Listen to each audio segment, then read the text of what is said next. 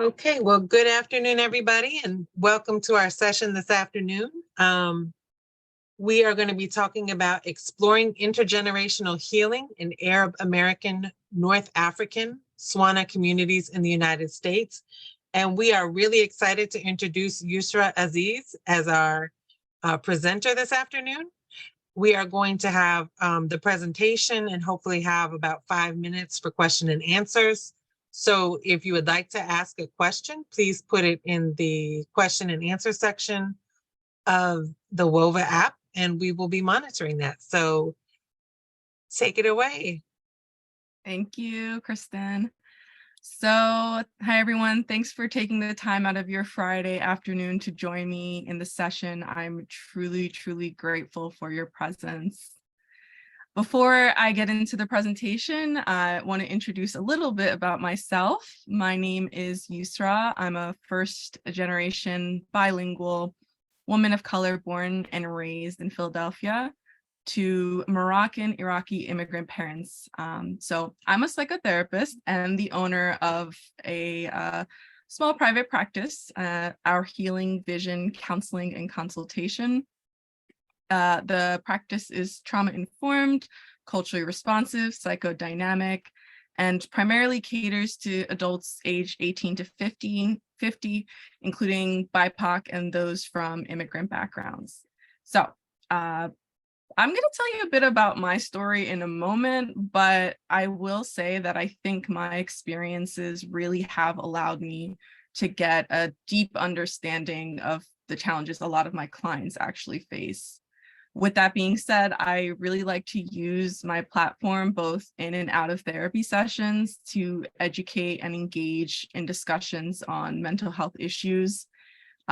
Recently, during Arab American Heritage Month in April, I collaborated with Mental Health America to promote Arab American mental health awareness. And in this talk, you're going to hear me share some insights and experiences with you.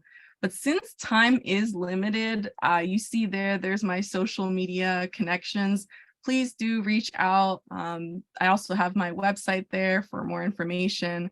I'm really, really excited to talk about the topic today, and I hope we can continue the conversation beyond the presentation. So, starting off with a personal story, that's little me over there. So as a preteen growing up in Philly, just a few years after 9/11 and the US invasion of Iraq, I was struggling a lot with my identity as a bicultural Moroccan Iraqi young girl. My family's religion and their cultural values just were constantly vilified in the media and even in people's chatter. And that really added this layer of complexity in my identity. And when I would visit my family in Morocco, right, they'd ask me innocently, totally innocently, what do you consider yourself? Moroccan, Iraqi, American? And I would respond, oh, I'm everything. But that question in of itself would become this persistent burden that I would face for years to come. And it would cause me this like inner conflict and restlessness.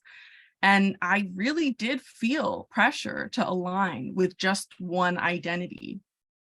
So I was able to dig in my drawer and I was able to find this drawing that I actually made when I was around 12 years old. And you can see here that I turned to art to cope as an outlet.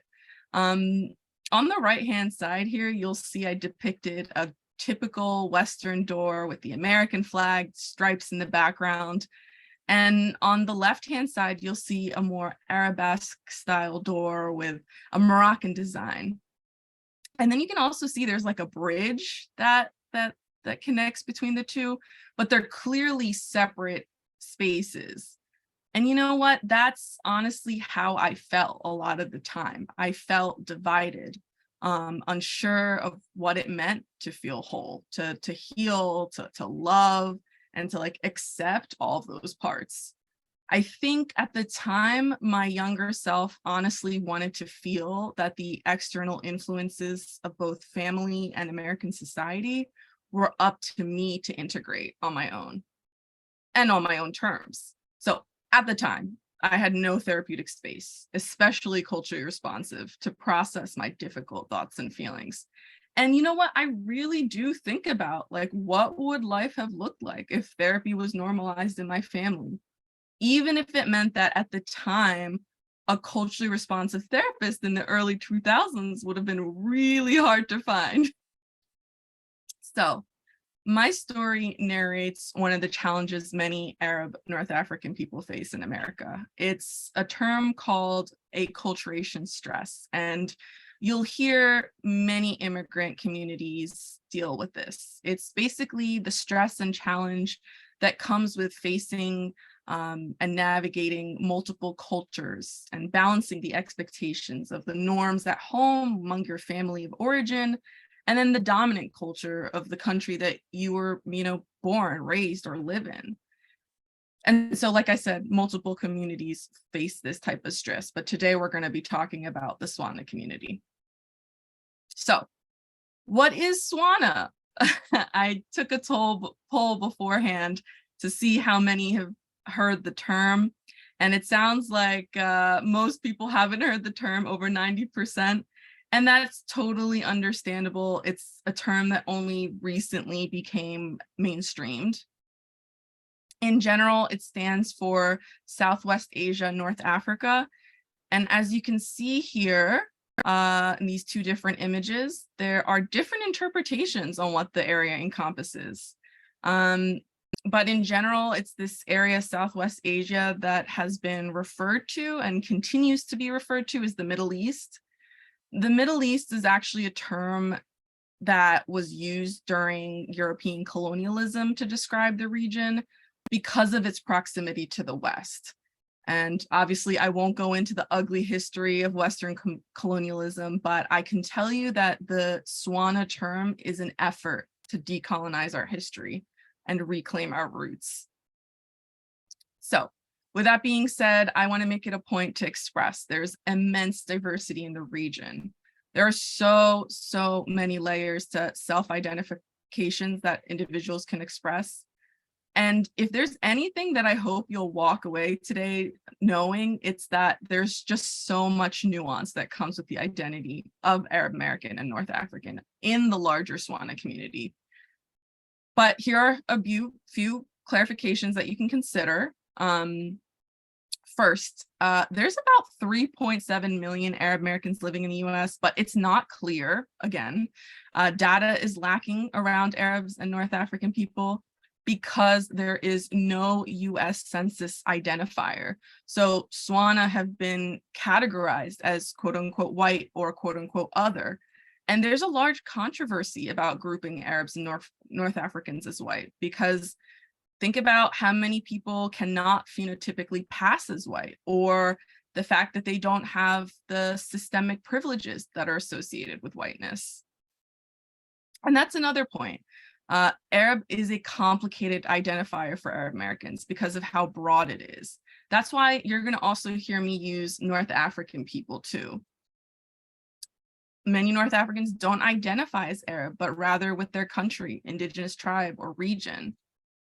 And SWANA people, they represent a wide range of ethnic, religious, and linguistic cultural backgrounds. For example, you can see Jewish Moroccans, Muslim Syrians, Christian Egyptians, and then there are non-Arab Kurdish people from Iraq.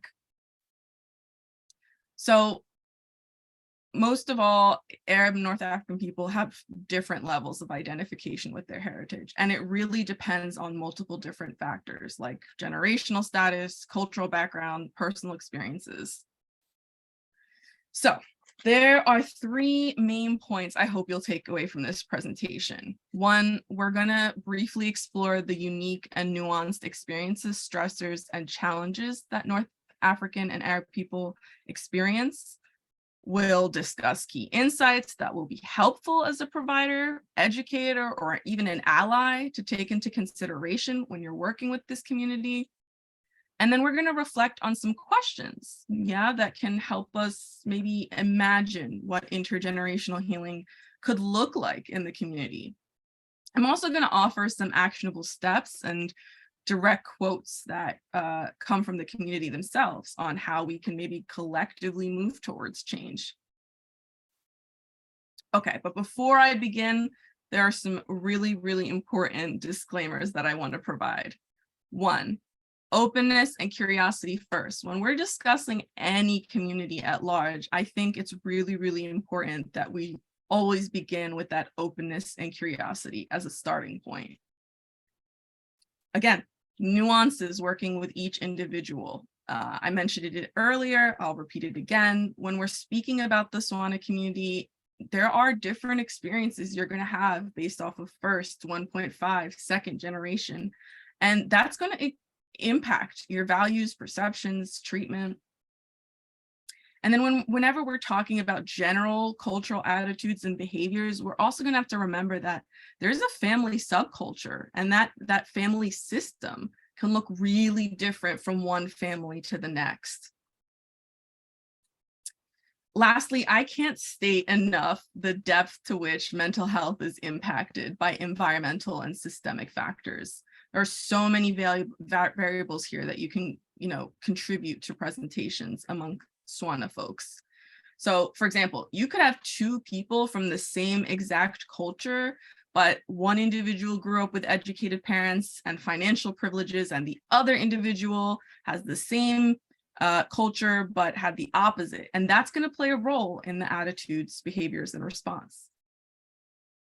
So taking all of that into account, these are some of the mental health considerations I think you'd assume would be challenges in the SWANA community. You'll see, political displacement, trauma, grief, shame, discrimination, prejudice, right? Acculturation stress, like I mentioned before. But contrary to popular assumptions, there are also more nuanced mental health considerations when working with SWANA folks also. I think a lot of people don't realize that the community also deals with things like financial issues, sexual and gender issues, neurodivergence, substance abuse. But you'll see that there is little to no data or research as it relates to the community. Once again, we're facing the same problem. How are we going to really understand these unique experiences if we're not even recognized as a group of people? So I have a clip that I'm going to share that will illustrate some of these layered dynamics that I've been talking about. And I'm actually going to share a few clips. This one in particular is going to show maybe some of the harmful norms and behaviors in the community and how it's difficult to discern that from what is maybe our culture, quote unquote. Yes. Everything you told me about your family is emotionally abusive. You never thought of it?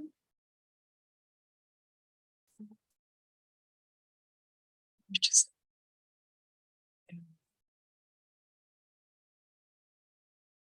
great work. So we're not going to have a lot of time to unpack everything that we could unpack in that short clip, but basically you'll see that, yeah, there's a difficulty in knowing what is a harmful behavior and what's a cultural norm. Like she said, oh, I thought we were just Arab. I didn't know it was emotional abuse. Also, it's really vulnerable for SWANA women to seek therapy. There's a lot of shame, even with working with someone like me. Even though I'm a SWANA woman, it's still difficult for SWANA women to come and seek therapy. And then lastly, I really think a lot of clinicians display this type of like voyeuristic attitude that almost seeks to confirm like some type of colonialist narrative around like the oppressed Arab girl. Here's another clip that illustrates some intergenerational conflicts that can occur. What are you doing there? You just go and report. Oh, having you money, how good your face is. You just like giving your secrets out there, random person to put them in the folder. And I'm not telling you. I'm not telling on you. I really think you too. I don't need anything. Again, so much to unpack. But to summarize, these are some ways that intergenerational conflict can occur. There are different values and perceptions between individuals inside the family. For example, mom has a very strong affiliation with religious traditions as a coping mechanism, but maybe the daughter doesn't. Maybe she sees talk therapy as an effective coping tool. Obviously, it doesn't have to be one or the other, but that's like an example. Then, of course, you have the traumas that are projected and displaced from one generation to the next, and issues like emotional regulation, boundaries, issues related to shame, fear that can further compound stigmas around mental health care. The last clip I want to show has to do with why clinicians without cultural competence can actually discourage SWANA folks from seeking out mental health care. I want to also disclaimer that there's some R-rated language in this clip. Also, you don't always communicate that clearly. And when you try to, it comes off really aggressive. We should get nasty now. I'm fucking trying to say something here. Did you experience these power struggle dynamics in your previous relationships? Listen, I'm not a whore, okay? Like, no previous relationships. Us, in our culture, we pick only one man. Consider divorce. You speak of your husband like some speak of a father. What was your relationship like with your father? And they're good men. You don't know them. We speak 5 minutes and you say divorce? Habibti, I am a Palestinian woman and you don't fucking know what I went through, okay? When we have problems, we just figure them out. We don't walk away like if we don't have any family, not like you people. Let's go. I'm done.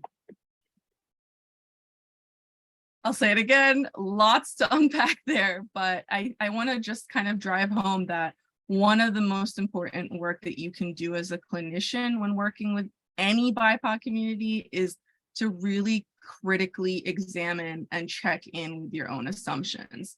And in this case, I would encourage to check in with SWANA folks as a provider and ally.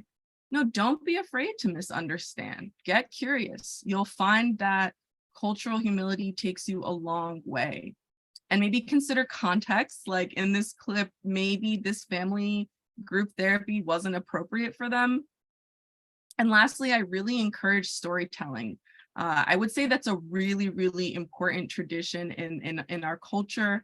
And it's very therapeutic. And I really can't emphasize it enough. You could start by saying, tell me about a time when ... Okay, so what can we do? We can advocate. There are numerous campaigns and initiatives in progress that are trying to build towards a future where the US Census actually includes an identifier. And this would really actually help us increase funding for research, education.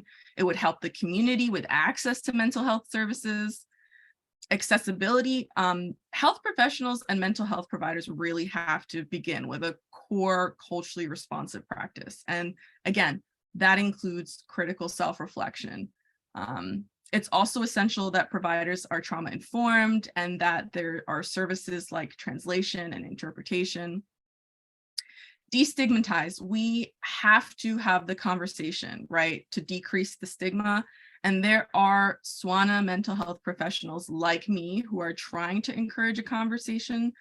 And then there's also people with lived experience that are also attempting to sustain and start a conversation.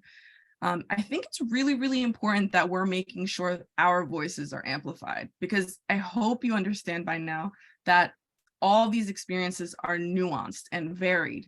And we really, really need to hear everyone's story directly from the source, because as you've seen from the likes of TV and media, a lot of the time, the voice in the conversation doesn't even begin with us. It begins with someone else who doesn't even identify with the community speaking on our behalf. We really should change that. Lastly, research. There is some research out there, but not nearly as much as we need. We have such a long way to go when we consider intersectional identities. I'd really like to imagine a future where we can have extensive mental health data on experiences of LGBTQ Arab communities in New York, or experiences of ADHD among North African youth in Boston. So I'm ending the presentation by some direct quotes from the community. I asked a few people for some insight. One of the questions I asked was, what are some of the misconceptions that you think providers have about Arab or North African culture and mental health? One woman, Kautar, Moroccan woman, responded, a misconception I believe that is labeled upon North African Arab regions is that women are quote unquote forced into doing things because that stems from our culture, when it's never the case. I'm Moroccan, where the women often carry the villages and command to get things done. Amir, a Palestinian American, responded, I think it's a big issue I faced from providers that they don't understand how the context of mental health is taboo, and it's been and still continues to be in our communities. And therefore they expect us to be able to address things like boundaries and trauma within our families, like we have the same understanding that Westerners do.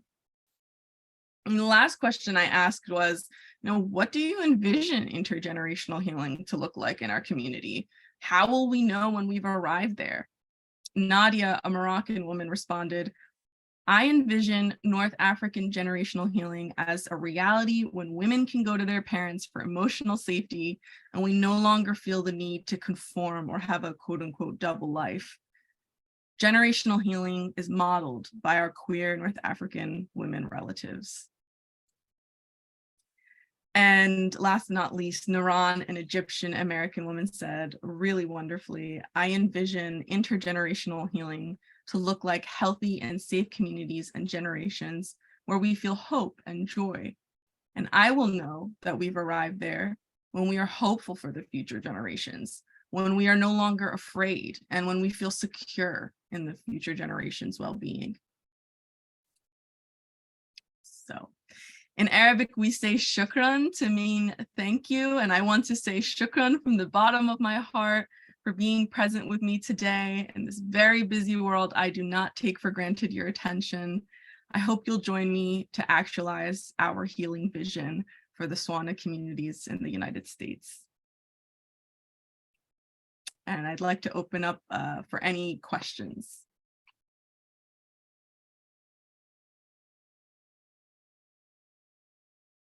Thank you so much. That was a wonderful presentation. And it was very enlightening to hear some of those stories and the feedback from women in the community. So if anyone has any questions, please put them in the chat or in the Q&A in WOVA, and we can answer them. If not, we'll give them a few minutes.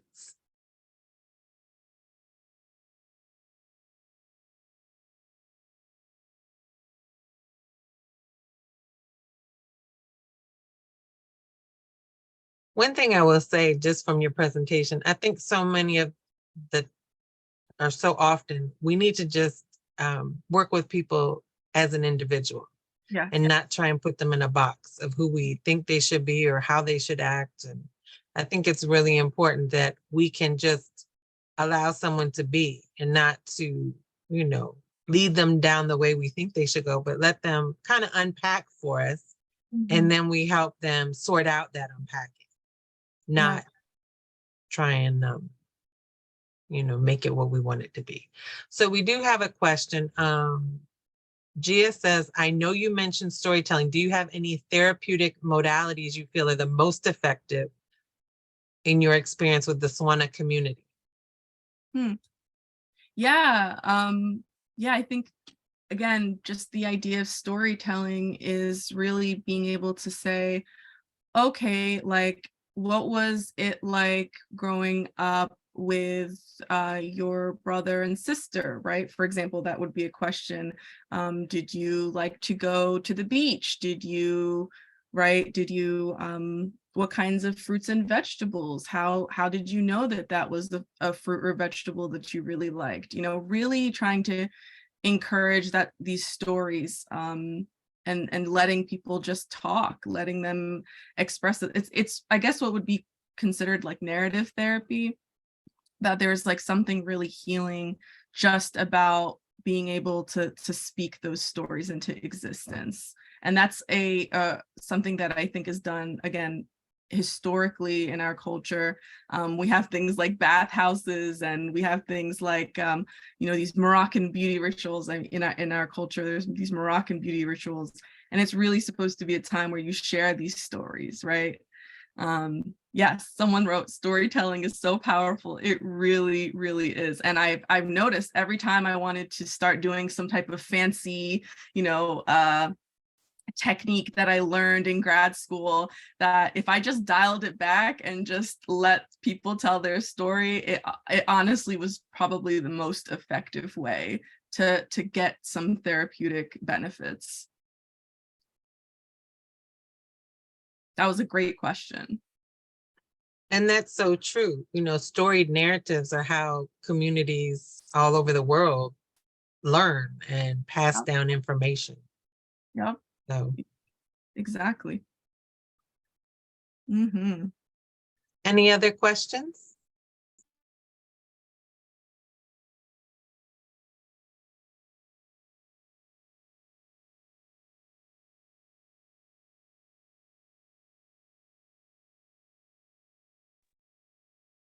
Well, I don't see any other questions, but again, this was a really powerful and informational session. And I think that everyone is going to walk away with some really great information here. And we look forward to seeing the great things you're going to do working within this community. Thank you so much, Kristen. It was a pleasure being here. I really appreciate you having me. Have a great day, everybody. Have a good one.